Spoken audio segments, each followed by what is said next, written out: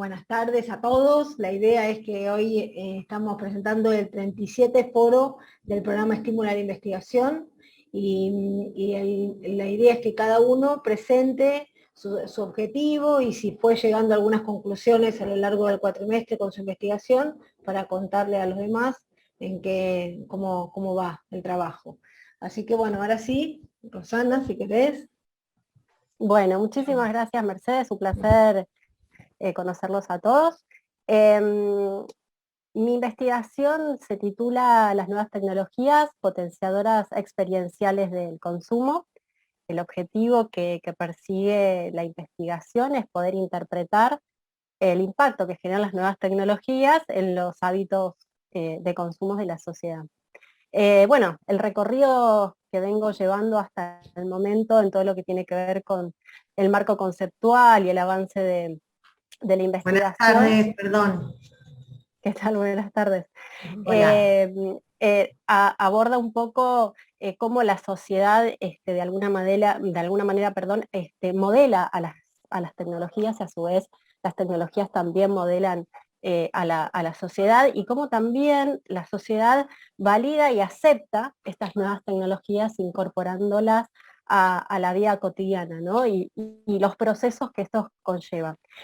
Trabajé con varios autores que abordan las temáticas de diferentes aristas, ¿no? Dentro de lo que son las tecnologías en sí mismas, la comunicación, como por ejemplo, bueno, García Canclini, que hace un abordaje muy interesante, también Manuel Castells, que habla profundamente sobre Internet, ¿no? Como el corazón técnico, ¿no? Como nuevo paradigma a nivel mundial. Digo, armar este marco teórico para poder llegar a un abordaje completo me pareció interesante para poder mostrar contrapuntos y en algún punto también complementar, ¿no? A nivel conceptual. Trabajar, bueno, especialmente el pensamiento y el desarrollo que hace Bauman en una de sus obras, que es La modernidad líquida, que plantea no solamente la civilidad, sino también al consumidor desde el punto de vista del deseo, ¿no? O sea, el deseo creo que es el motor de todo ser humano, pero él lo aborda desde un lugar muy interesante donde lo pone como el foco, quizás desde el generar conductas excesivas y conductas adictivas, que claramente haciendo un paralelismo, ¿no? Como lo planteo en la investigación, desde el mundo analógico trasladado al mundo virtual, cómo exacerba todas las conductas, llevándola a un punto tal en donde modifica el accionar digamos, de las personas y donde vamos hacia un rumbo un tanto desconocido, ¿no? Y acá me paro también en dos investigaciones de otros autores, que bueno, obviamente es un desarrollo un tanto extenso y me va a costar simplificar, pero me pareció muy interesante porque uno lo plantea desde el punto de vista más neuronal, o sea, el impacto que genera el consumo excesivo. No solamente cuando hablo de consumo me refiero no solamente a bienes y servicios, sino a productos culturales, de entretenimiento, videojuegos, etcétera. Especialmente en los más pequeños, y cómo esto va modificando la estructura neuronal del ser humano y por ende reduce el poder de razonamiento de las personas. Entonces, un poco esto ayuda como a sostener la teoría que planteaba anteriormente de Bauman, que me pareció muy, muy interesante, y también como, bueno, en todo este recorrido hablamos de, ¿no? Como lo llama él, los templos del consumo, como son los centros comerciales, y cómo hoy trasladados a las plataformas virtuales, que tenemos todo a la mano, eh, ayudados con estos soportes tecnológicos, como son los dispositivos, las computadoras, etcétera, etcétera, que obviamente hace que esta sensación de deseo constante y la necesidad de poder satisfacerlos permanentemente sea mucho más pronunciada. Llevándolo un poquito más adelante, empiezo a trabajar sobre el marco metodológico. Me pareció importante abordarlo desde armar un cuestionario para trabajar encuestas sobre profesionales que trabajan fuertemente sobre la comunicación, diferentes áreas y áreas que se complementan, como puede ser marketing digital, y como también trabajé un poco todo lo que tiene que ver con arte digital. Porque me pareció que son personas que tienen que estar todo el tiempo ayornadas para poder ofrecer a las empresas soluciones a las necesidades actuales de mercado y que obviamente sean efectivas. Fue muy interesante porque también cuando estoy comenzando, ¿no?, en toda la parte de conclusiones, para no hacerlo tan largo,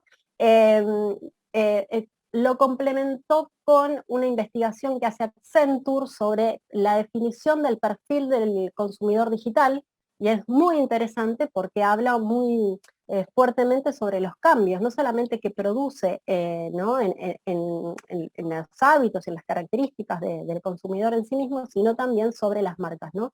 Habla muy fuertemente sobre que las marcas están cambiando rotundamente sus estrategias, ¿no? Y esto tiene que ver con que cuando hablamos de las nuevas tecnologías y los cambios de hábito de consumo y demás, obviamente va acompañado sobre todo un aparato que hace que obviamente estas estrategias sean efectivas, y esto habla de la comunicación, habla de la publicidad, habla del marketing digital, de los soportes tecnológicos y demás, lo cual me pareció muy interesante, obviamente se adjunta en el anexo. Y bueno, y habla estadísticamente sobre cuáles son las áreas más afectadas.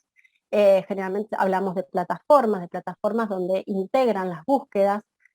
Habla de un público joven, ¿no?, que eso también trato de abordarlo desde la encuesta, y donde todos obviamente llegamos a un punto en común.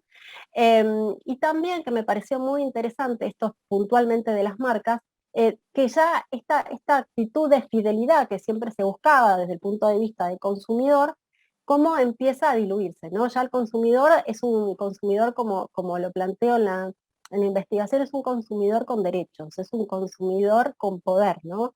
Donde ya quizás no es lo que tengo, lo que puedo encontrar o lo que está al alcance de mis manos, sino que empiezo a tener poder. El poder de elegir, el poder de poder puntuar, ¿no? Esto de rankear, de dejar comentarios, dejar una devolución, una crítica, para que otros consumidores que estén por llegar o que estén por consumir también lo tengan en cuenta.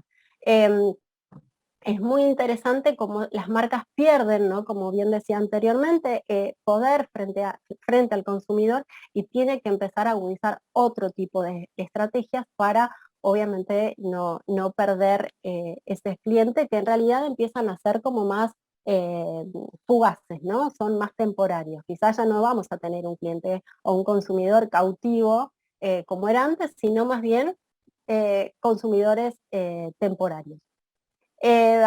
Bueno, ya yendo un poco más avanzada la investigación, hablo un poco sobre la pandemia y cómo aceleró, ¿no?, todo este proceso, si bien nosotros íbamos encaminados a que esto claramente era algo que se veía venir como una tendencia, la asimilación fuerte de las tecnologías y cómo vamos hacia un mundo muy virtual, y donde planteamos una vida en paralelo, ¿no?, lo analógico y lo virtual como prácticamente en simultáneo.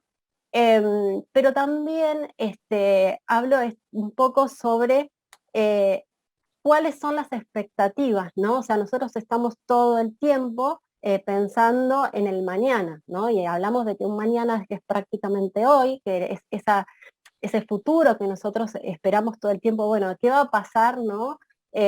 Con el ser humano por tanta exposición, ¿qué va a pasar con esto y aquello? Sino para después, cuando llegamos a ese momento, validar o no si realmente eso sucedió o qué tanto sucedió y qué no, y perdemos un poco la perspectiva de lo que vivimos hoy, ¿no? Es decir, perdemos la noción de lo que realmente hace la tecnología con nosotros y lo que nosotros hacemos con la tecnología, y que quizás debemos utilizarla, ¿no?, de una manera un tanto más inteligentemente, ¿no? O sea, que no que nosotros nos convertamos en una herramienta de la tecnología y que pasemos a solamente a apretar botones y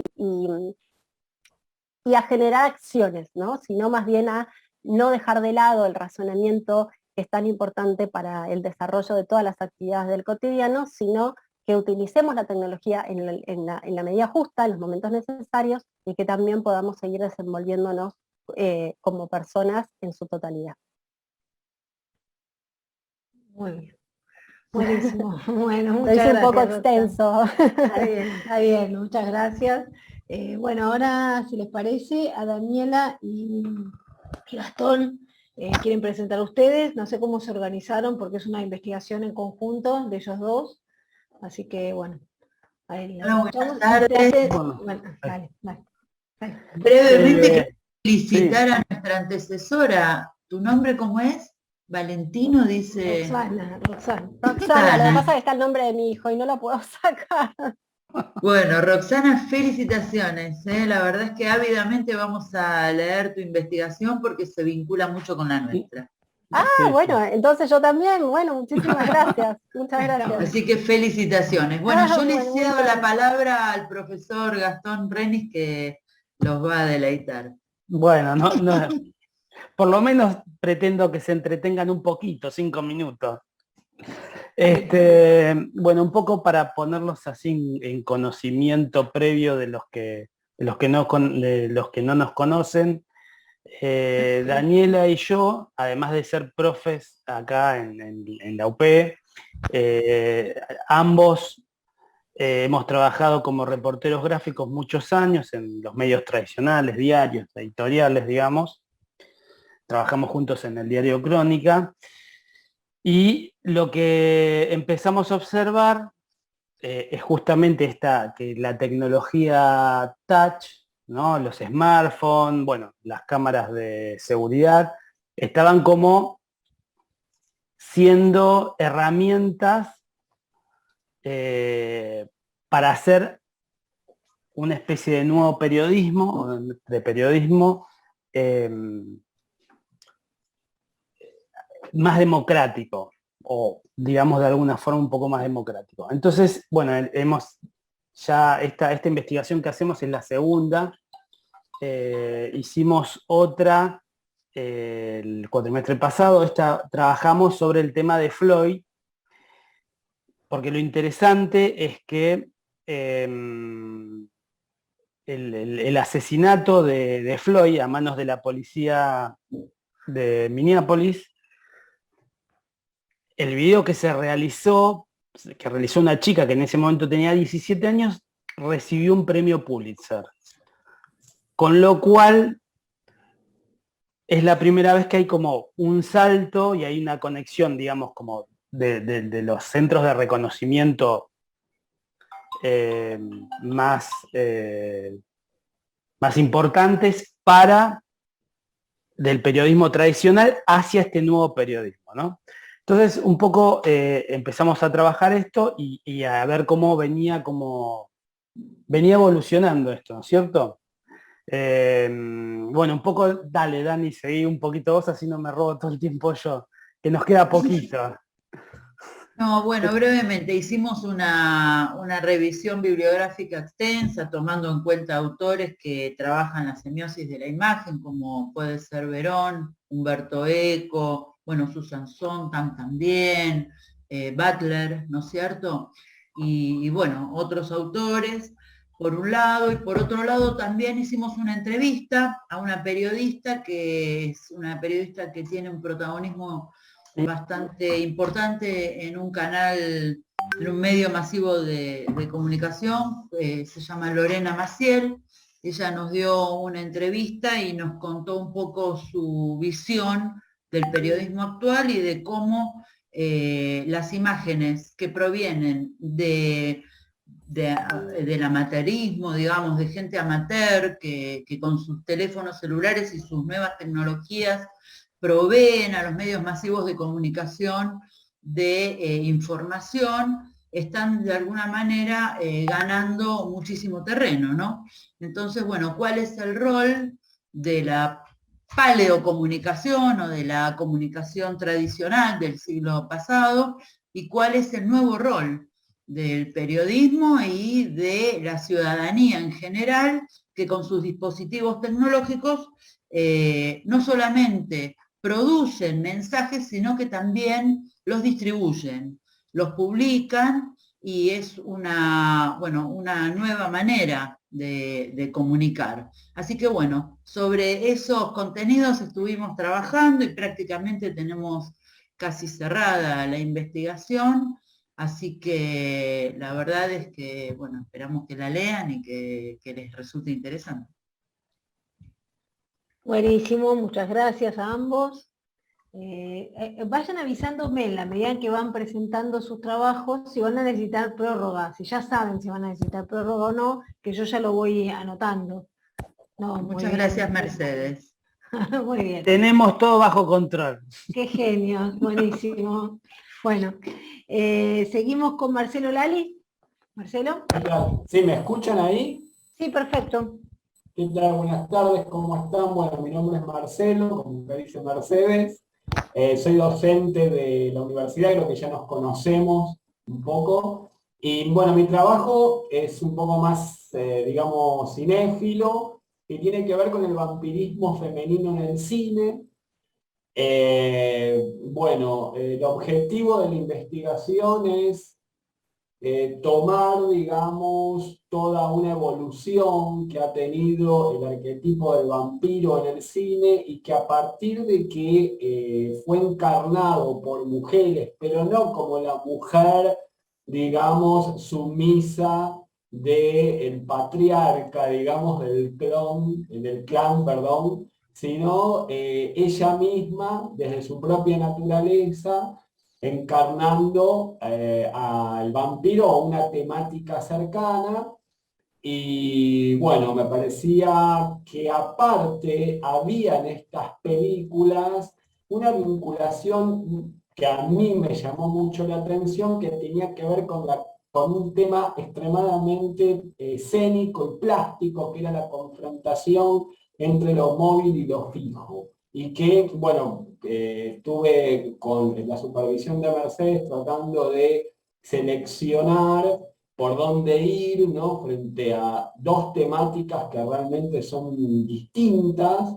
Y bueno, fui más por el lado de lo que es el vampirismo femenino, tomando tres películas como objetos de estudio, el marco teórico, tomando un texto de María Jesús Piqueras y Ortiz que aborda, digamos, la pintura en el cine. También Las raíces del terror, de Gubern y Pratt, que es un librito muy pequeño que habla acerca de las distintas figuras que han representado en el cine el terror, y aparece, digamos, el mito de la mujer rebelde, cosa que me pareció muy útil para aplicar aquí en esta investigación. Y bueno, me fui encontrando con que la figura de Drácula queda completamente erradicada y desaparecida, y que el vampirismo es mucho más abarcativo, y que en realidad lo que subyace es todo un reflejo social que es muy explícito de cada época que estos tres films se fueron realizando. Y encontré muchas vinculaciones con lo que tiene que ver con temas vinculantes a la ciencia, como pueden ser, bueno, cuestiones epidémicas, ¿no? O pandémicas, y adicciones, sobre todo, metaforizadas a través del vampirismo, pero encarnados por mujeres, lo que volvió a los personajes mucho más complejos, interesantes y conflictivos contra sí mismas, contra su propia naturaleza,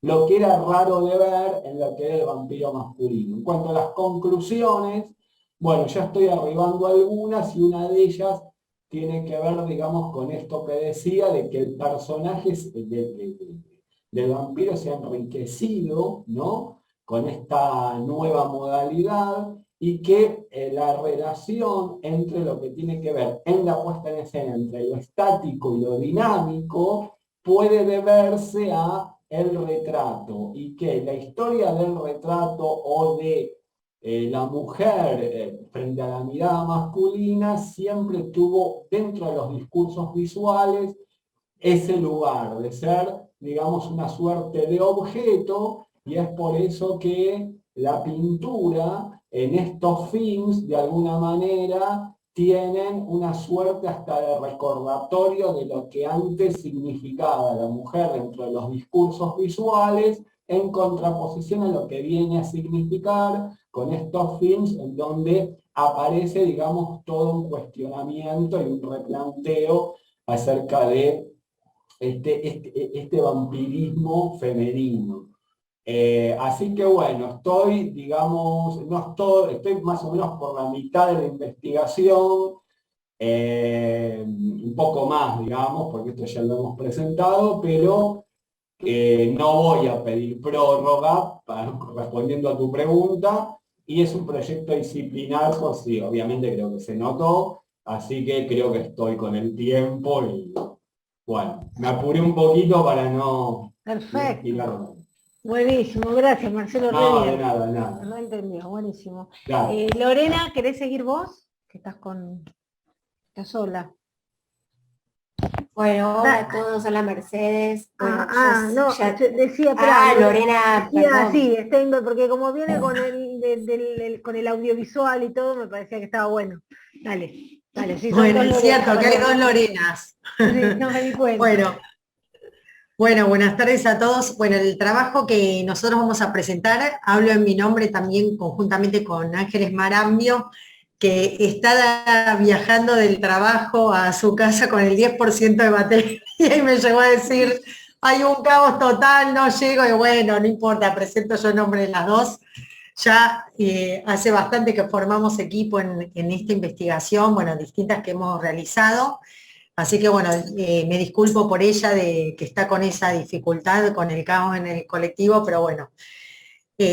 Bueno, el tema es así, nosotros estamos trabajando sobre la representación de la mujer y todo lo que tiene que ver con la maternidad en dos series que son Borgen, que es del 2010, una serie danesa, y Designated Survivor, pero la versión coreana, que es del 2019. Nosotros, si pensamos en porcentual, estamos en el 70% de la investigación, con lo cual nosotros íbamos a pedir prórroga, Mercedes, ya que nos conocés. Es más, lo inusual sería que no pidiésemos, ¿no? Pero bueno, siempre sabés que hacemos todo muy completo, pero bueno, por ahí el tema, como por lo que vimos era alrededor de mediados de diciembre y estamos también a full con todos los finales y todo de todas las universidades y se nos va a complicar llegar de la forma que quisiéramos con la profundidad. Nos falta un 30% por ponerle un número a la investigación. Bueno, en relación a lo que nosotros estuvimos investigando, las principales, nosotros trabajamos desde el abordaje que tiene que ver con un abordaje sociosemiótico combinado con, digamos, disciplinas que tienen que ver con las relaciones públicas, en el sentido de todo lo que tiene que ver con la comunicación política, ¿no? Por el tipo de series que nosotros estamos trabajando, así también como bibliografía que tiene que ver con la representación de género, ¿sí? Entonces a nosotros nos pareció muy interesante trabajar con estas dos series, primero porque ya habíamos trabajado anteriormente, pero más que nada en la representación de los candidatos y el rol de la primera dama, pero también vimos que hay otras mujeres muy importantes en ambas series que están vinculadas a la política y al periodismo, que también nos pareció tomarlas también dentro de este marco del corpus de análisis, sobre todo porque las principales hipótesis que tenemos es, bueno, primero que en ambas series los medios de comunicación se erigen como instituciones centrales en la conformación del rol de la mujer y además de la maternidad, y es muy interesante cómo, por ejemplo, ya sean las mujeres que tienen cargos políticos o aspiran a tenerlos, o las que son periodistas, bueno, cómo tienen que articular su vida cotidiana en relación al asumir esos cargos, y por otro lado lo que se espera de ellas, por un lado a nivel de su vida intrafamiliar y también la representación de los medios en función de qué rol debieran cumplir y cómo administrar sus tiempos. Una de las cosas que nos pareció muy interesante, por ejemplo, en relación a lo que tiene que ver con la representación de la mujer, en el caso de Borgen, bueno, en ese momento estaba todo el tema de lo que tiene que ver con el cupo, por ejemplo, el cupo femenino en los directorios de las empresas, que tenía que cumplir con un cupo determinado, y bueno, toda la negociación que se tiene que generar con el ámbito empresarial, en función de, bueno, si la ley de cupo implica que por cumplir el cupo haya personas que no estén capacitadas para asumir esos cargos en los directorios, o si la ley de cupo es un puntapié inicial para empezar a problematizar esta dificultad del acceso de las mujeres a espacios de mayor poder en las empresas. Bueno, y fíjense que estamos hablando del 2010, ¿no? Entonces, todo lo que tiene que ver con la repercusión en los medios de comunicación de cómo se representa esta ley de cupo y qué pasa con la representación también de la mujer. Y es muy interesante porque quien ocupa el cargo de primer ministro, en el caso de la serie de Borgen, es muy interesante cómo a nivel intrafamiliar tiene que negociar con su pareja, con su marido en relación a sus hijos, y muestra como una opcionalidad de que cada uno de ellos tiene que, si se va a abocar a su profesión, bueno, el otro tiene que encargarse de las tareas domésticas, cuidar de los hijos y demás. Y es muy interesante cómo eso se negocia. Ella finalmente sale primer ministro, pero después el marido ve postergada su carrera profesional en relación a esta cuestión. Y ya no, todo lo que habían hecho como un acuerdo, en realidad ella le está insumiendo mucho más tiempo del que había inicialmente pactado, y bueno, como eso también genera una crisis intrafamiliar, y qué pasa con esta visibilidad o no de estos inconvenientes por los cuales ella está atravesando y cómo impacta en la gestión de ella como primer ministro. Por otro lado, también hay otro caso de una ministra que forma parte de su gabinete y que empiezan a conocerse en los medios su pasado como modelo de ropa interior, que eso supuestamente no va de la mano con una función política.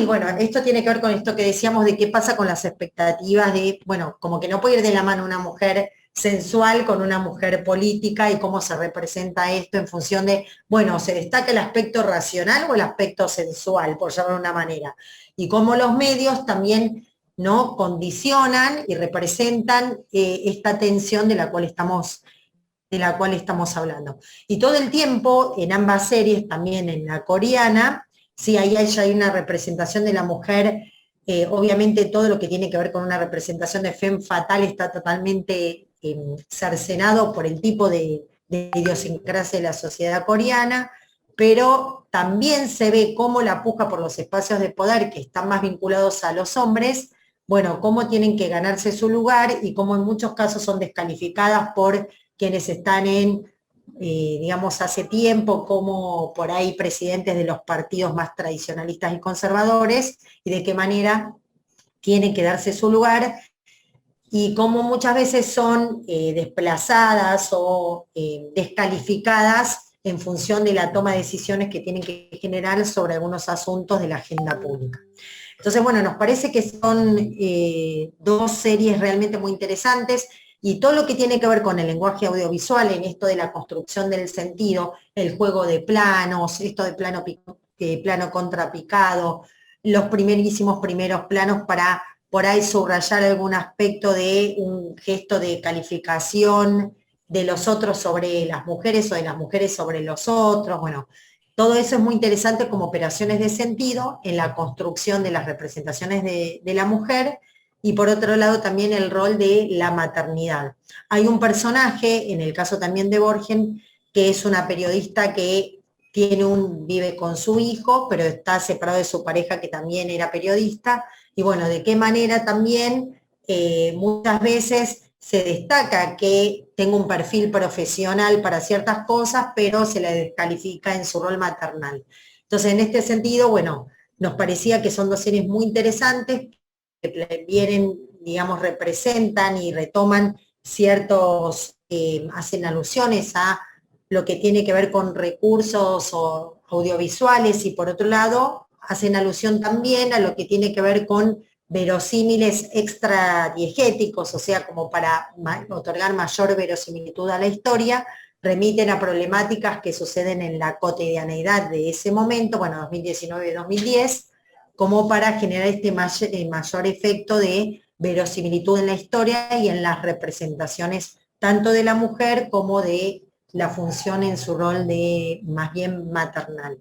Así que bueno, nos parece interesante contrastar ambas series, y bueno, próximamente estamos en el 70% y nos falta un 30% más, pero bueno, vamos bien con Ángeles. Buenísimo, muchísimas gracias, Lorena. Bueno, No, gracias. ahora... Genial. Lorena Urselay, ¿querés seguir?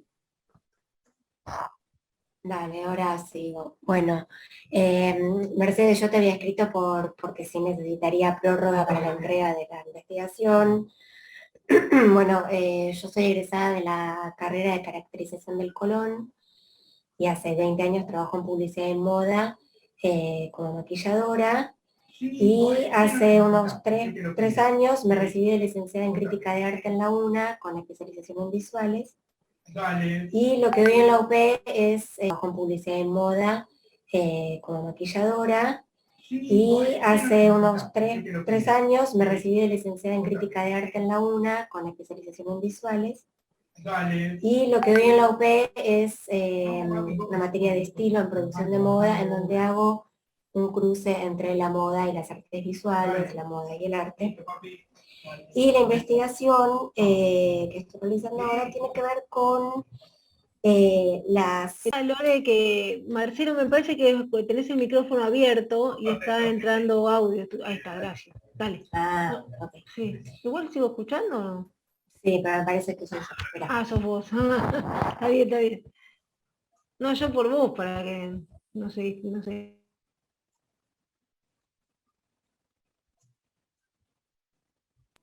Perdón, problemas así domésticos. Bueno, la investigación es investigar el universo de las ferias de ropa usada como un espacio que genera y que produce y que propone otro tipo de consumo, otro tipo de cuerpo, otro tipo de belleza y una manera distinta de entender el vestir. Y en ese sentido, lo que voy indagando es que siempre este universo de ferias de ropa usada siempre estuvieron como al margen del circuito mainstream, digamos, y siempre se les vio como desde un lugar en donde lo que se les veía como una opción económica, digamos, como bueno, son lugares en donde las personas van y compran prendas más accesibles y los que producen también tienen una opción económica. Pero nunca se los veía desde un lugar, como lo que intento plantear, desde un lugar de una propuesta estética diferente. Y esta propuesta estética diferente termina apareciendo desde las apropiaciones que el circuito mainstream hace de los estilos vestimentarios que se pueden ver en las ferias de ropa usada. Entonces digo, el circuito mainstream se apropia de determinados discursos que propone este otro circuito, pero no evidencia esas apropiaciones. Las deja como partes de sus propias propuestas. Por ejemplo, la marca Gucci desde hace ya varias décadas viene proponiendo estilos vestimentarios en sus colecciones que tienen que ver con lo retro, lo vintage, pero no termina de evidenciar que esa apropiación viene de la mano de retomar estas propuestas vestimentarias y estéticas que tiene el circuito más alternativo, digamos.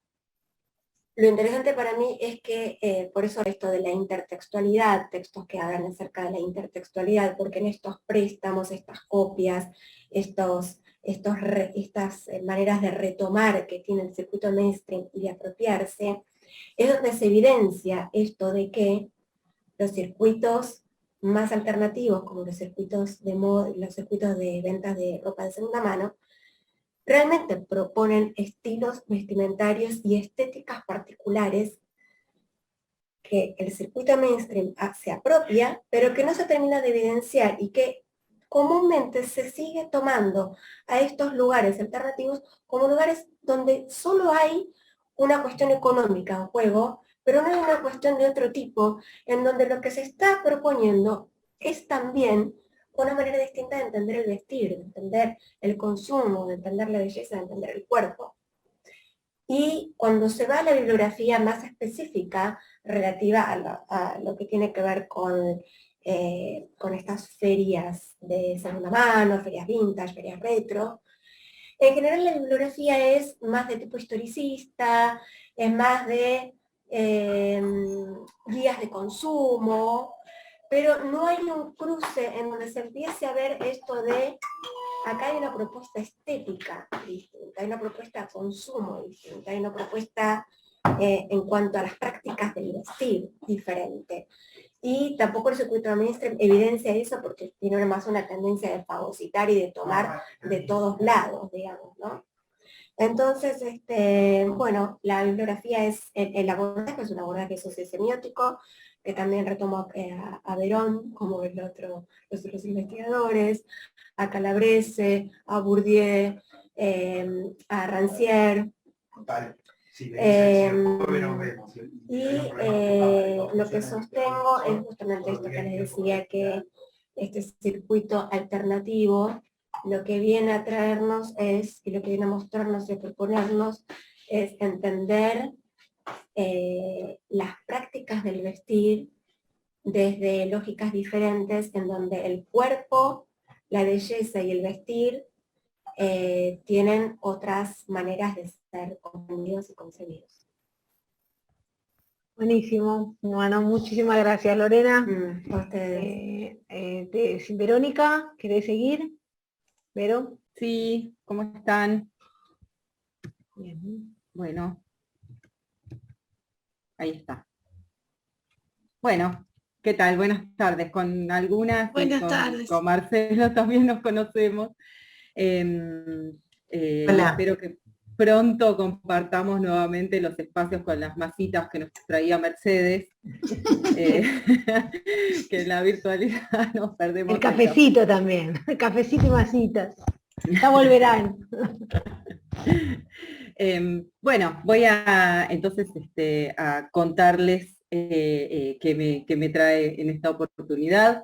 Este trabajo tiene su origen en como muchos de ustedes también presentaron, en la situación contemporánea, principalmente en la situación académica, pero no solamente a partir de esta virtualidad obligada en la que nos encontramos, sino de todo lo que atraviesa este momento, que tiene que ver con la contemporaneidad tecnológica y sociocultural, esas nuevas formas de construcción de sentido que están globalizadas, ¿no? Y la necesidad de revisar constantemente estos procesos pedagógicos, didácticos, en particular en ese trabajo que tenemos constantemente de sostener dinámicas que estén siempre vinculadas, ¿no?, con la innovación. A partir de ahí, entonces, se detectaron en esta situación más oportunidades de interacción, ¿no?, en estos espacios del aula o la comunidad de aprendizaje que estamos conformando ahora, más espacios abiertos de colaboración y de intercambio de material, de opiniones, de ideas, ¿no?, como más dispuesto para esta práctica, y además el surgimiento de perspectivas novedosas en relación, particularmente en mi trabajo, con el trabajo colectivo, con la construcción colaborativa de conocimiento, y en la cátedra de la que soy titular, aplicar eso en la definición temática, que, como saben, trabajo con los proyectos de graduación. Entonces, la aplicación de la interacción entre las comunidades de aprendizaje y la construcción colectiva del conocimiento, la propuesta innovadora en la definición temática de los proyectos de graduación, ¿no? Entonces, la hipótesis es justamente que el trabajo en torno a estas comunidades de aprendizaje es y puede ser, ¿no?, un gran potenciador. En ese sentido, se instituyó como objetivo general para este trabajo indagar a partir de esas oportunidades, tanto las sociales como las tecnológicas, las pedagógicas más contemporáneas, en esos beneficios de la construcción colaborativa en el aula en todo su completo sentido, e identificar ahí las mejores prácticas que permitan, entre otras cosas, ampliar y diversificar esa mirada innovadora, ¿no?, hacia adentro de cada una de las disciplinas. Bueno, trabajé un poco con el estado del arte desde trabajos dentro de la institución como de otras instituciones académicas sobre el rol de los tutores en las comunidades de aprendizaje, la ética en la práctica docente colaborativa, el conocimiento colectivo, la aplicación de gaming. Digo, hay como una gran diversidad de trabajos para disponer como punto de partida.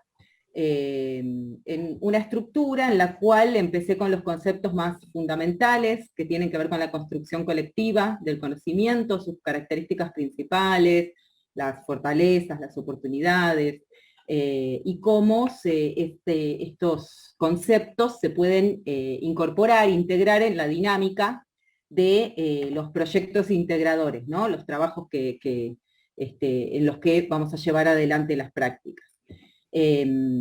Partiendo en el marco teórico desde los conceptos más básicos como el objeto del juego de Bourdieu, donde, ¿no?, el lugar que se ocupa en el campo parte de los intereses, de lo que se entiende por las posiciones, las inferencias, o de Henry Jenkins, ¿no?, de la nueva cultura del conocimiento y cómo a partir de las distintas formas de vincularse globalizadas, se puede participar de distintos grupos de acuerdo a las necesidades y cómo se puede además hacer un intercambio entre comunidades, entre grupos, las características, cómo se mantienen unidas, diversidad, ¿no?, en esos grupos de trabajo, de construcción colectiva, cuáles son herramientas para propiciar la discusión crítica, y el desarrollo colectivo, ¿no?, estimular la participación de sus miembros.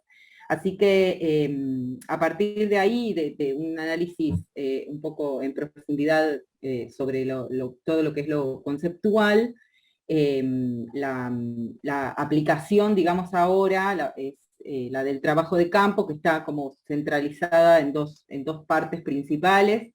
Una es una entrevista en profundidad, que no está cerrada todavía, en principio la idea es que sea con una persona del área de calidad universitaria del Ministerio de Educación de la Nación, pero bueno, ahí estamos. Y la otra parte importante del trabajo de campo tiene que ver con la observación participante a partir de métodos y técnicas que se aplicaron durante esta cursada, que justamente lo que van tratando de buscar es potenciar mediante esa construcción colectiva la delimitación temática en concreto, ¿no?, o la propuesta innovadora de esos proyectos integradores, y hacerlo, como les dije antes, a partir de las herramientas que tenemos a disposición y adaptando las prácticas existentes, ¿no? No es esto una aplicación de un cambio de paradigma, sino una revisión teórica para una propuesta de reorganización pedagógica que busque promover y poner en valor esto, ¿no?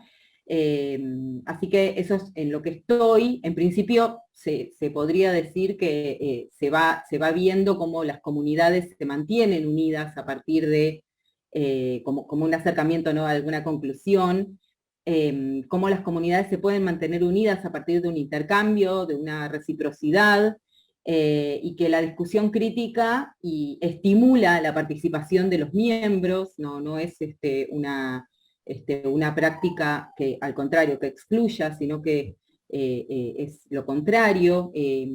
Pensar en las comunidades de aprendizaje como complemento, ¿no?, del conocimiento colectivo, pensar en un conocimiento que, como dice Pierre Levy, parte de que es como la suma de los saberes individuales que están disponibles en esos grupos para ser puestos a disposición de la construcción colectiva en el momento que sea necesario. Bueno, para no extenderme mucho, digamos, pensar esto como potencialidad, y por otro lado también que el aprendizaje individual tiene unas características fundamentales que lo diferencian del aprendizaje grupal, y que los resultados siempre se pueden observar o en este primer acercamiento como potenciadores a partir de los trabajos en conjunto, y de dinámicas, digamos, que muevan prácticas sencillas como la construcción de documentos colectivos, la disposición de espacios que pueden ser físicos o virtuales, pero para la interacción libre, digamos, sin reglamentaciones estrictas, y por supuesto, y muy importante, la conformación de símbolos y signos que definan, ¿no?, esa identidad del grupo.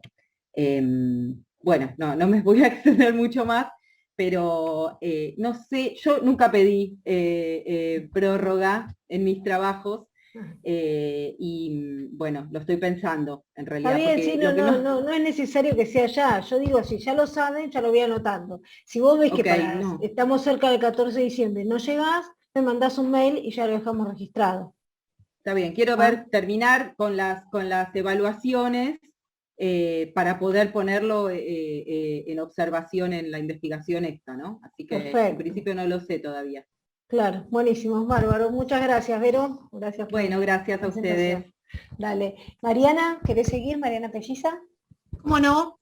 ¿Cómo no? Bueno, frente a todo lo espectacular que presentaron, yo estoy con un proyecto áulico, para mí es nuevo, entré al equipo de investigación, así que dije, bueno, voy a empezar con un proyecto áulico, porque bueno, venía una problemática, estoy trabajando en una de las materias de comunicación de moda, que es la comunicación de moda 2. Yo venía en realidad de carrera, soy del área, tengo algunas compañeras acá como Lorena, soy de comunicación social, o sea que venía trabajando en relaciones públicas y empecé a dar comunicación de moda. Y la programación de comunicación de moda era branding personal, lo cual para las alumnas y los alumnos, porque hay que preguntarse ahí en el branding personal el propósito de uno para hacer un branding personal. Y me empecé a dar cuenta, creo que es el tercer cuatrimestre que la estoy dando, o el segundo, me empecé a dar cuenta que costaba muchísimo enfocarse en cuál era el propósito, cuál era la razón de ser de la profesión que estaban encarando, ¿no es cierto? Y después el otro tema era, me encontraba con muchos que decían, hasta ahora no me lo he preguntado y tampoco me lo quiero preguntar. O sea, estaban tan acostumbrados a hablar sobre otras empresas, ¿no? A hacer planificaciones, todo lo que hacemos en comunicación, de planificaciones, diagnósticos, y entonces les costaba mucho focalizar el branding en su propia persona. Entonces, bueno, empecé a trabajar una dinámica en la planificación, donde tuvieron que hacer algunos trabajos como encontrar la razón de ser, el story bean, una técnica oriental que se llama Ikigai, que tiene que ver con esto, con el propósito, con qué puedo hacer en el futuro y que me pueda tener una remuneración con eso, qué tan lejos estoy de esto. Bueno, y empezaron a surgir unos trabajos buenísimos de parte de los estudiantes, que me llevó a encarar este proyecto áulico, que tiene que ver con darle forma a esta planificación, ¿no es cierto? Como idea del marco teórico, estoy trabajando, bueno, con el tema de la pregunta, la mayéutica, ¿no? La importancia de preguntarse en todos los aspectos, pero sobre todo preguntarse cuando uno hace branding personal, sobre uno mismo, sobre la razón, sobre el concepto de razón de ser en la sociedad como actor social. También trabajar la interdisciplina, ¿no? No es solo el branding personal como marca, tiene marca hacia las empresas, tiene otros componentes. ¿Qué pasa cuando ya incluye la emoción, incluye lo que se ha radicado, ¿no? del mundo académico, ¿no? El cuerpo, la emoción, lo lúdico, cuestiones que, bueno, Verónica hablaba recién de lo lúdico, ¿no? También. Entonces, como esto, vemos en trabajos donde ellas tienen que, digo ellas porque son mayormente chicas, tienen que trabajar también en la gestión de percepción del otro, en la mirada del otro. Entonces les hago hacer unas entrevistas a por lo menos 5 personas que las conozcan, y ahí ellas pueden ver lo que las otras personas piensan en determinados aspectos, y ese espejo les resulta súper productivo. y trabajar esto del propósito, al principio se sienten como raros, ¿no? Como que estamos trabajando, ¿por qué tanta introspección? Y la verdad que después el final del trabajo es muy, muy enriquecedor, tanto para ellos como para mí como profesora, y tiene que ver con esto que venía diciendo Verónica de la comunidad de aprendizaje, ¿no? Poner al sujeto del aprendizaje, a los chicos como sujetos de aprendizaje y que se empiecen a preguntar por qué estoy parado acá, qué voy a hacer y cuál es mi diferencial. Entonces, sobre eso es el proyecto áulico y como material yo les pido a ellas, a ellos, porque ahora tengo un alumno, les pido que cuenten el aporte que fue hacer todo este recorrido, ¿no? El aporte significativo. Y ahora que este último, o sea, la investigación la voy a hacer con este último grupo, y la verdad que lo que ellos han escrito, sobre todo lo que pudieron aprender de sí mismos y dónde pueden focalizar su branding personal, es súper enriquecedor y es lo que quiero usar, ya sea entregándolo como trabajo de campo o también incluyendo como una especie de comunicación personal para ir en el desarrollo, ¿no? Focalizando en ciertos temas. Sobre todo esto de el propósito, la gestión de las percepciones del otro, bueno, el por qué nos cuesta tanto preguntarnos sobre nosotros mismos, sobre en qué estamos y quiénes somos y qué venimos a hacer en el mundo, o por lo menos qué venimos a hacer en el mundo en el hoy, ¿no? Pues también está esto que me parece muy importante.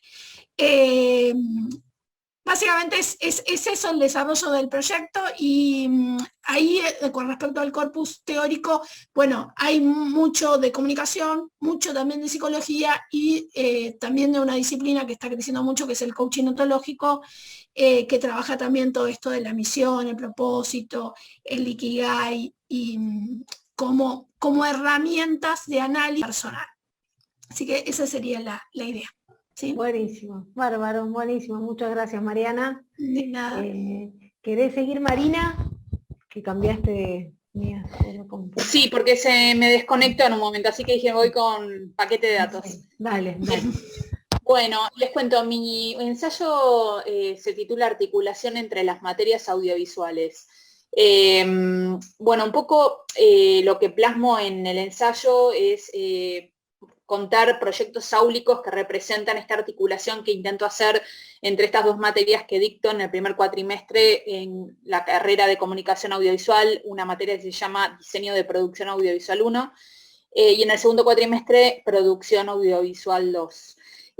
La primera consta en realidad el concepto es escribir un guión de largometraje, sea ficción o documental, y en el segundo cuatrimestre en producción es producir ese proyecto. Entonces, de esta manera, antes los daba independientes de estas materias y ahora empecé a cambiar un poco el enfoque y empezar a cruzar los proyectos de los alumnos de las dos diferentes materias. Un poco el marco teórico en el cual, digamos, planto este ensayo es recuperando un poco unas ideas de Gripsy para la Midesi, en respecto a la perspectiva del currículum, ¿no? Que destaca este carácter contextual de toda enseñanza y la necesidad de no disociar el contenido del método, ¿no? La definición de un cuerpo de saberes de las formas en que docentes y los alumnos nos relacionamos con el conocimiento y las diversas actividades sociales. También tomo la idea de Kaplan, que en el devenir de la historia hay continuidades, entonces esta idea de tomar los proyectos integradores de la primera materia de guión y producirlas en la segunda materia esta de producción, permite esta función de socialización entre los estudiantes de sus propios contenidos que desarrollan, ¿no?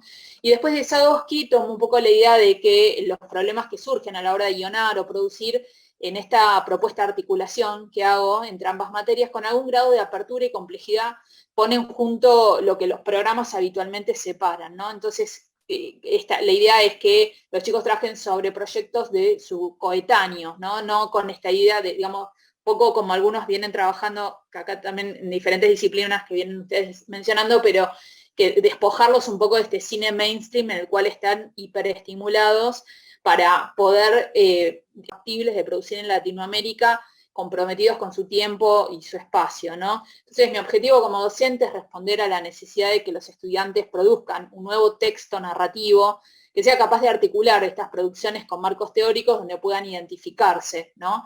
Que no repliquen a sus referentes, sino que plasmen su propia mirada sobre lo que están haciendo para ser creadores de nuevos sentidos y creadores también de nuevos modelos de producción, no replicar siempre los modelos ya conocidos.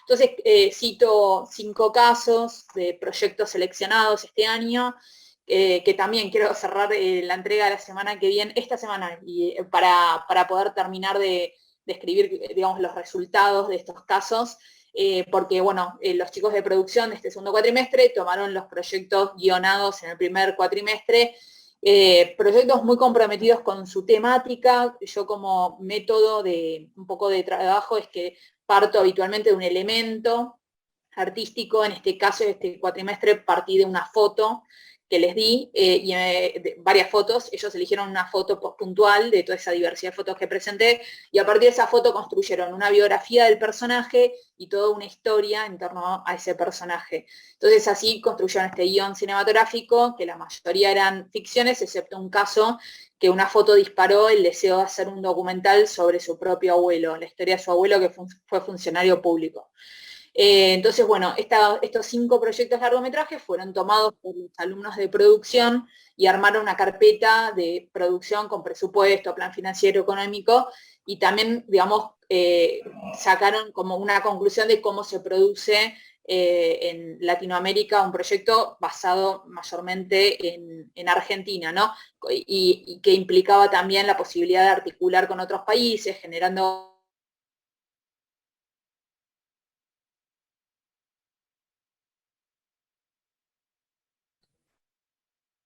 Se le fue, ¿no? Quedó congelado. En el cine, sino que la propuesta va a seguir encontrando estrategias para que detecten estos determinismos, estas cuestiones más irracionales, como cierta falta de conciencia en lo que están haciendo, porque son seres, digamos, sujetos manipulados de alguna manera por los medios y tienen que encontrar su propia retórica, sus propias historias y poéticas, y disponer de desorientarlos, ¿no? Por su juventud, por su falta de experiencia, y que nosotros como docentes seamos los guías en esa hiperestimulación y puedan encontrar su propia mirada autoral, ¿no? Eso es un poco la propuesta de mi ensayo. Perfecto, bárbaro. Si en un momento se te cortó, pero se entendió perfecto. Bárbaro, muchísimas gracias, Marina. Nada, de nada. Estamos con Solina Marco, ¿estás ahí? No te veo. Ah, ahí está. Hola, ¿qué tal? Perdón, bueno. Vos te presentaste investigación disciplinar. Sí, perdón, bueno, me pude conectar recién, pero terminé una reunión del trabajo, pero bueno, un poco para este cuatrimestre, bueno, yo siempre elijo artistas contemporáneos para mi trabajo, artistas contemporáneos argentinos que por ahí no han sido muy investigados. En este caso, bueno, elegí a artista Leticia Jaliobeid. Ella, bueno, empezó su carrera en el año más o menos 2002, 2003, empezó a hacerse muy conocida por sus obras de videoarte. Bueno, su página web está muy completa, así que bueno, si por ahí quieren ver alguna de sus obras, la verdad que, bueno, está como bastante bien preparada. Y me voy a centrar en 2 obras de ella, una obra que se llama Relatos y otra obra que se llama Astronauta. Relatos es del año 2004 y Astronautas del año 2005, y son obras de videoarte. Ella un poco en su trabajo siempre explora la relación entre mirada, lectura, escritura, explora también las diferentes variables del lenguaje, pero con una preocupación muy profunda en lo que es el uso del lenguaje como un acto cognitivo y también de manifestación de las realidades locales, ¿no? Y cómo estas realidades locales a través del lenguaje entran en tensión con discursos hegemónicos, discursos bueno, institucionales, y ella un poco, bueno, lo plasma dentro de lo que es la exploración del medio audiovisual, ¿no? Bueno, su trabajo es extremadamente prolífico en lo que es, bueno, el uso y las prácticas del video, y incluye también el cine en algunos casos, también ha publicado libros, Y bueno, la cualidad experimental de su obra es, bueno, realmente una constante. De hecho, bueno, hizo trabajos donde un poco expone, explora todo lo que es la cuestión del doblaje, ¿no? En el cine,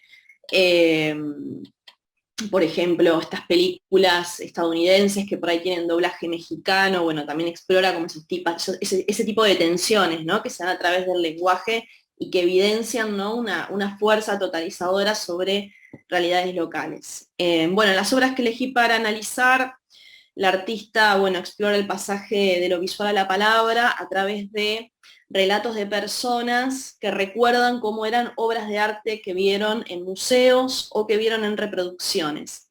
Entonces, las descripciones, ¿no?, que estas personas hacen de estas obras están filtradas por la memoria y giran en torno a bodegones o retratos y cuadros de la pintura flamenca del siglo XV y siglo XVI, ¿no?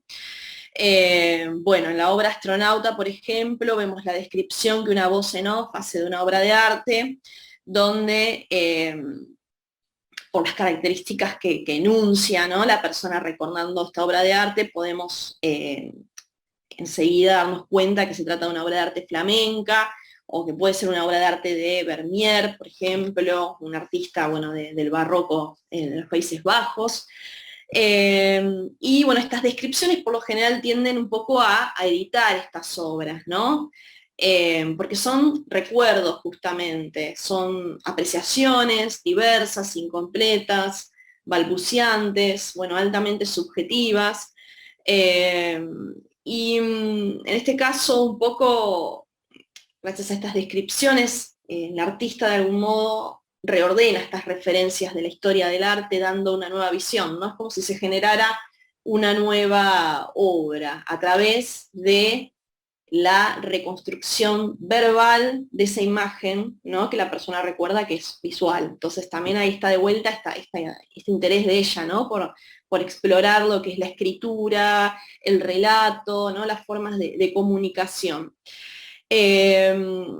Y un poco, bueno, lo que me interesa mostrar con esta investigación, que bueno, estoy todavía en proceso, es cómo en Leticia de Jalí-Obeid, que es la artista, el videoarte es una estrategia para evidenciar que el lenguaje y el conocimiento son inevitablemente atravesados por variables territoriales y de acceso. Entonces, como resultado, lo que se puede ver en su obra es cómo existen diversas formas de apreciación, ¿no?, de una historia del arte, de una tradición del arte que se pretende como institucional y como única realidad hegemónica, ¿no? En este caso ella un poco está, de algún modo, mostrando esto a través de la pintura del arte europea, ¿no?, como esta tradición occidental y demás, y cómo desde Latinoamérica o desde realidades locales se puede entender este arte o se puede ver este arte o cómo las personas lo recuerdan, ¿no?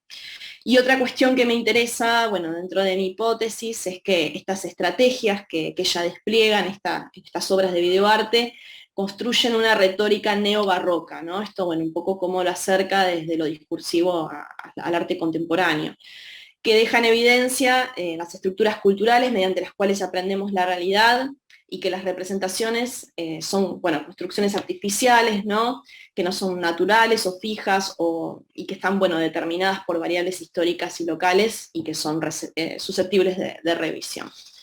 Bueno, ahí me pidieron la página del artista, así que ahora la pego en el chat. Dale, genial. Bueno, muchas gracias. Muchas gracias. Gracias. Bueno, quedan 2 investigaciones. Luz, ¿querés continuar vos? Y después quedamos con... Hola. Sí, a veces pasa, yo me conecto con Zoom y mis alumnos me dijeron, no te escuchamos, profe. Bueno, yo siempre tengo el terror ese universal. Bueno, yo soy Luz Cayud, soy docente de Introducción a la Investigación acá en la UP, la materia online, y mi investigación este cuatrimestre es un proyecto de investigación disciplinar, en donde lo que hago es hacer como una especie de cápsula de tiempo en lo que es la adaptación de los cines argentinos a la pandemia, básicamente. Entonces el trabajo se divide en 4 etapas, lo que sería correspondiente a cada, digamos, semestre del año.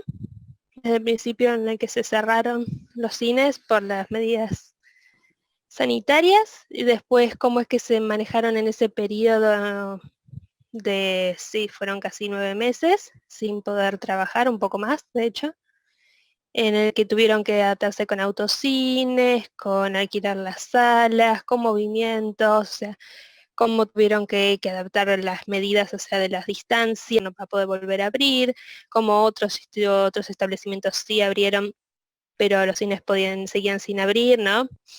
Todo ese tipo de cuestiones, y después sería la otra mitad que correspondería a 2021, que recién la apertura de los cines a comienzos del año, sí, empezando primero en las provincias y después llegando recién a la ciudad de Buenos Aires, o al AMBA más bien, a principios más o menos por febrero. Y cómo es que el hecho de que algunos cines no sobrevivieron, sí, como puede pasar por ejemplo con la sala de lo que era el Village Caballito, que hasta el día de hoy está cerrada, está en el proceso de ver si se la adquiere el Grupo Atlas. Pero bueno, este impacto, ¿no? Cómo es que la gente volvió, si está interesada, esa búsqueda, ¿verdad?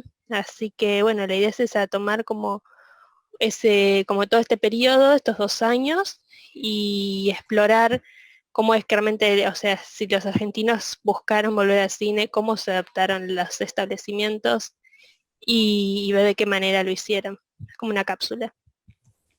Merced, ¿puede decir algo que a ver si le puedo servir a Luz sobre eso? Claro. Sí, Justo por supuesto. sonó el teléfono. No, Luz, vos no sé si sabes, por ahí lo leíste, pero en Belgrano el Arte Multiplex abrió gracias a los vecinos. Conozco una periodista que se llama Marga Tagati, que estuvo como meses luchando para que vuelva a abrir. Es un cine chiquito en Belgrano. Si bien cerraron otros en Belgrano, ese había cerrado y volvió a abrir gracias al movimiento del barrio, y bueno, obviamente esta periodista ayudó un montón porque llamaba a un montón de gente, pero creo que te puede servir como caso diferente, ¿no? De movimiento y de cómo. Y bueno, si bien yo fui también para poner mi granito de arena, no es que va tanta gente porque es un cine antiguo, pero bueno, es un caso interesante de cómo la gente, esto de que decía yo del actor social, cómo la gente puede movilizar mucho también para que no se cierren todos los cines, ¿no? Que es lo que está pasando en el interior del país, que vas y están todas las salas que lo tienen alguna iglesia evangelista o alguna cosa, ¿no? Que eso también es interesante. Bueno, perdón, no me quería meter Luz, pero por si te sirve el dato. No, está bien, está perfecto, sí. Te puede servir. Además, el caso de Belgrano es interesante. Sí, claro, el multiplex. Sí, que justamente el caso de Belgrano es interesante porque era que todos los cines normalmente habían. Meter Luz, pero por si te sirve el dato. No, está bien, está perfecto, sí. Te puede servir. Además, el caso de Belgrano es interesante. Sí, claro, el multiplex. Sí, que justamente el caso de Belgrano es interesante porque era que todos los cines normalmente habían cerrado, ya había cerrado el Cinema City de General Paz, que está sobre Cabildo, y justamente enfrente el Arteplex también había cerrado. Así que era como muy más que es un golpe fuerte para el cine independiente argentino y el exterior también, porque ya había cerrado hace unos años el BAMA, el Buenos Aires Mon Amour, que era muy especializado en lo que era cine independiente. Y entonces, ¿a dónde iban? Porque generalmente las salas grandes solamente muestran películas blockbuster, ¿no? Cosas así por grandes, digamos, de mucha envergadura, y entonces ¿dónde ibas a ver películas independientes? Entonces generalmente iban quedando bastiones, y el Arteplex era uno de esos bastiones, y como cuando cerró por la pandemia, ¿no? Como un impacto, y el Multiplex venía por el mismo camino, sí, y entonces estuvo muy bueno que realmente se movilizaban, porque si no Belgrano se quedaba sin cine, literalmente más quedaba Showcase. Por eso, bueno, eso cualquier cosa, si querés ahora te paso mi teléfono y te puedo contactar con esta periodista que se movilizó, si te sirve como ángulo diferente, si no te preocupes. Así que te dejo mi mail de la UP y me escribís por ahí, así no te... Ahí lo dejé en el chat y me escribís por ahí, lo vemos. Buenísimo. Bueno, muchas gracias, ¿no? Y ahora escuchamos a Solange, que es la última investigación. ¿Estás ahí, Solange? Hola, ¿cómo están? Espero que me acompañe internet porque es medio complicada. Bueno, les cuento que yo estoy trabajando una investigación disciplinar que se llama de la violencia de masas a la violencia digital en Twitter. Justamente el medio, la plataforma elegida es Twitter. Y la idea, la hipótesis planteada es que la violencia de masas, específicamente digital, lo que genera es como una especie de bola de nieve, y eso produce como mayor interactividad en lo que son las redes sociales, hay mayor engagement, y lo que es interesante es que puede provocar comportamientos que no son, por decirlo así, potestad de los trolls, ¿no? De estos usuarios que sistemáticamente agreden, ¿no? Y por lo general no son, crean solamente con este fin. Entonces la idea era, a partir de bibliografía, por ejemplo, entre otros autores, Le Bon, Freud, Bourdieu, analizar un poco cómo es el tratamiento de la violencia, cómo es el tema, sobre todo específicamente en las masas. Ahí hay este pensador Le Bon, me parece interesantísimo, él habla de un alma colectiva, ¿no? Como que la masa es un alma colectiva donde se produce una especie de hipnosis. Entonces digamos, los grupos actúan de manera completamente irracional, le piden cosas al líder que saben que son completamente fantasiosas, y por el otro lado ven a los oponentes como depositarios de todo lo abominable, ¿no? De todo lo malo que existe en el mundo. Esto, por supuesto, se relaciona también con la violencia simbólica que plantea Bourdieu, donde habla de esta complicidad de los dominados con el dominador. Hay un caso súper interesante de una cárcel, un experimento en una cárcel que hicieron en Stanford, donde personas comunes eran asignados como una especie de juego del calamar, como guardias, y otros como presos. Y solamente tenía que durar 7 días. No llegaron ni a 5 que se desbandó completamente, los castigos se volvieron completamente inhumanos, completamente ultrajantes, y personas que incluso hasta eran hippies. Entonces era cómo pasó de una cosa a la otra, y lo peor es que los psicólogos eh, ni siquiera se daban cuenta, ellos mismos asumieron el rol de superintendente, como de alguacil, en vez de psicólogo, ¿no? Entonces, es muy interesante el caso, digo, los invito también a que hay varios videos donde este psicólogo cuenta la experiencia. Pero bueno, lo interesante es que, por ejemplo, una de las cosas que ellos hacían era ponerle lentes de sol a los guardias. Entonces, como sin ver la mirada, era como que había como una sensación de anonimato, del mismo modo que pasa en las redes sociales, ¿no? Entonces esta sensación de anonimato hace que la gente como que, digamos, cometa actos en las redes sociales que no se animarían a hacer personalmente. Entonces, en la investigación de campo me centré sobre todo en el deporte. Hay un caso de una nadadora que se llama Delfina Piñatelo, que era en ascenso, logros que eran vinculados a su disciplina, y de pronto se convirtió en una personalidad, ¿no? En alguien conocido, trascendiendo ahí el deporte. Llegan los Juegos de Tokio y pasa de ser, digamos, la ídola de la juventud a recibir una masa, digamos, enardecida que la despreciaba, ¿no? Entonces un poco la idea fue analizar en una serie de tweets, y también utilizando herramientas de Google como Google Trends, cómo fue esa evolución de este caso cuando ella comienza, ¿no? Cómo fueron los términos de búsqueda, qué comentarios recibían, y también evaluar los usuarios, que en realidad, y acá es donde me estoy ampliando un poco en la investigación, primero que no son trolls, son usuarios reales. Pero lo interesante es que hay como dos tipos de haters. Uno son los haters que están vinculados a la chica en sí, ¿no? Se te subió la fama, ¿no? Dicen ese tipo de cosas. Y otros que están vinculados vinculan esto a la política. Entonces, que su bajo desempeño tiene que ver con una mala gestión del gobierno. Entonces, bueno, ahora como que me aparecieron como estos dos tipos de usuarios, estoy como en esa situación. Creo que llego con la investigación a cerrarla, pero bueno, estoy ahí que justo se me abrió como otra punta. Claro, claro, buenísimo, buenísimo. Bueno, igual me avisás, cualquier cosa me avisás y ya estamos con la Sí, no, prórroga. es que esto empecé a meterme en las cuentas de los usuarios, a ver cuáles eran los posteos y demás, y me encontré con esto, entonces, que también me parece como muy interesante. Entonces digo, Claro. como digamos, esta grieta, es una grieta obviamente simbólica, ¿no? Es toda una producción de sentido que se hace, pero no solamente desde el punto de vista del famoso, sino que abarca otras cosas que no tienen en principio nada que ver, pero bueno, como diría Le Bon, sí tiene que ver porque el opositor es el depositario de todo lo malo que existe en el mundo.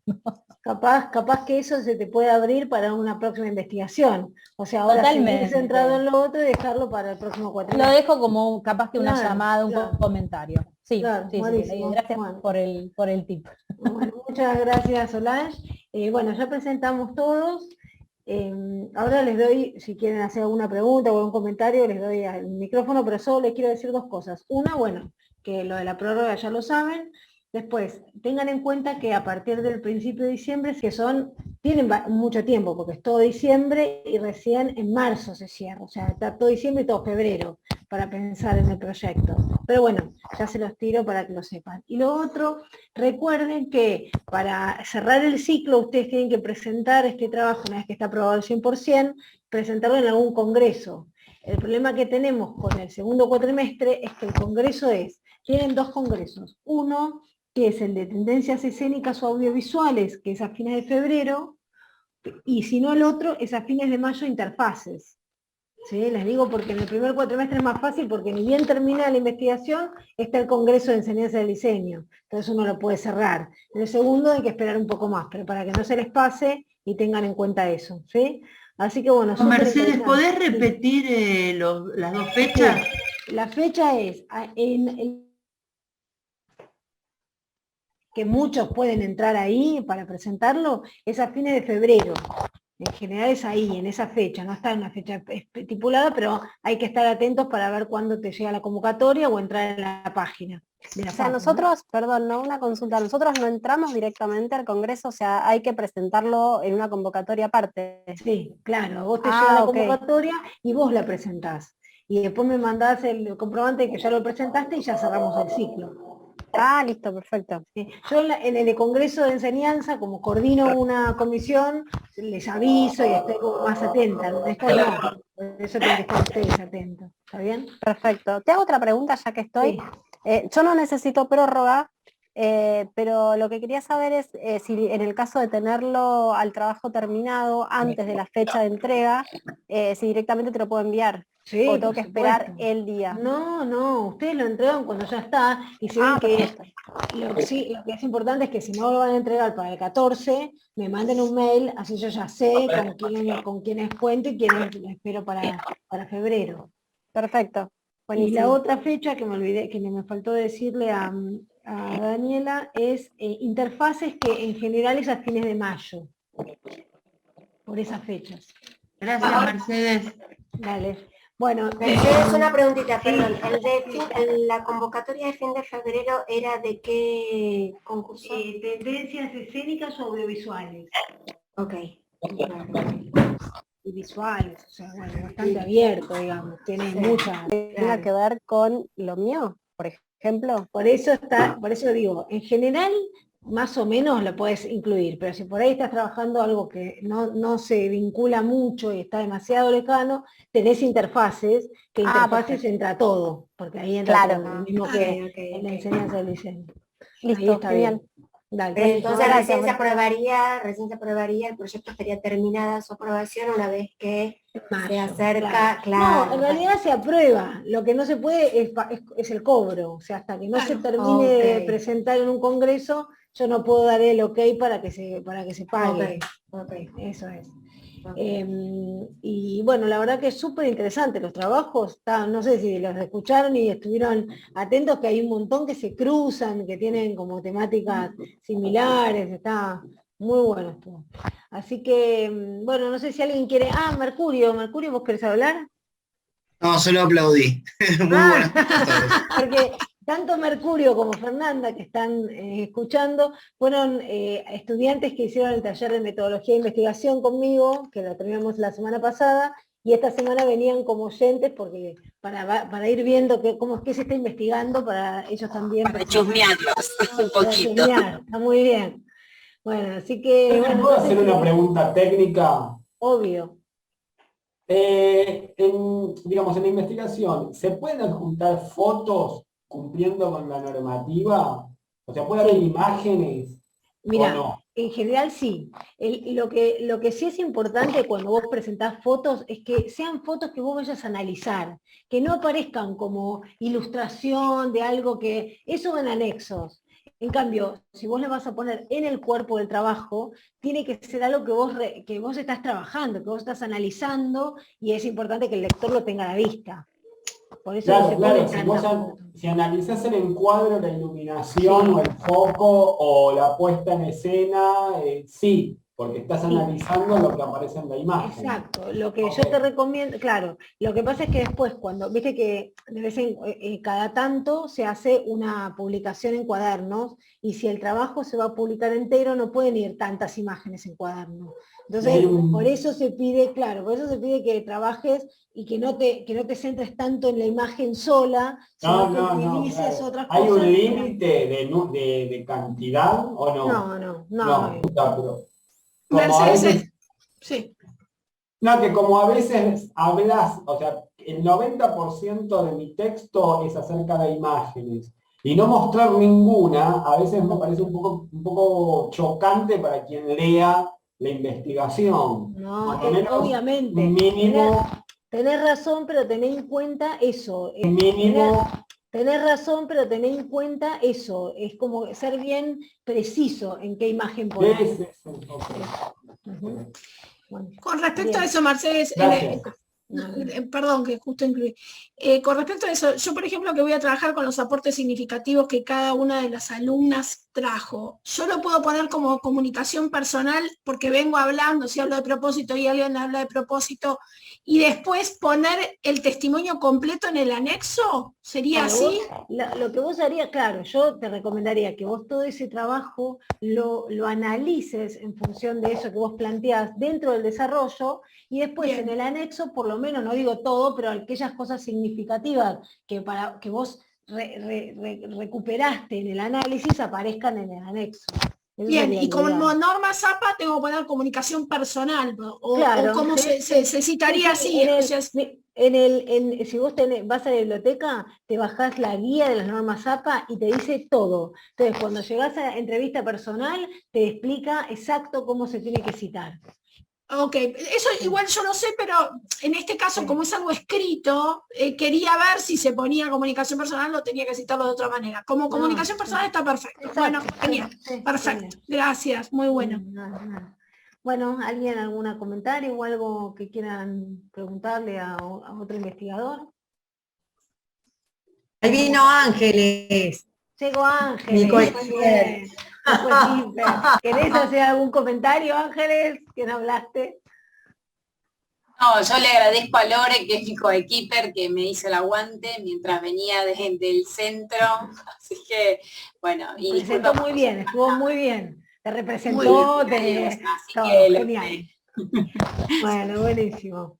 Bueno, así que cualquier cosa, de todas maneras, si tienen alguna idea de investigación y quieren mandarme mail o lo que sea, bueno, obvio me mandan y lo hablamos, ¿sí?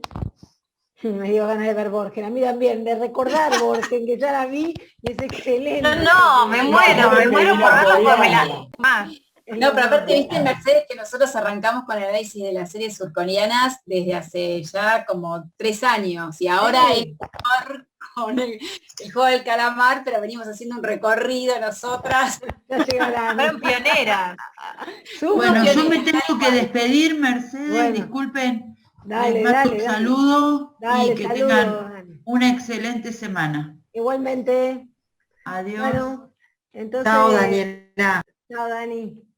Bueno, así que eso nomás, nos encontraremos, esperemos que el próximo foro sea presencial y tengamos un cafecito.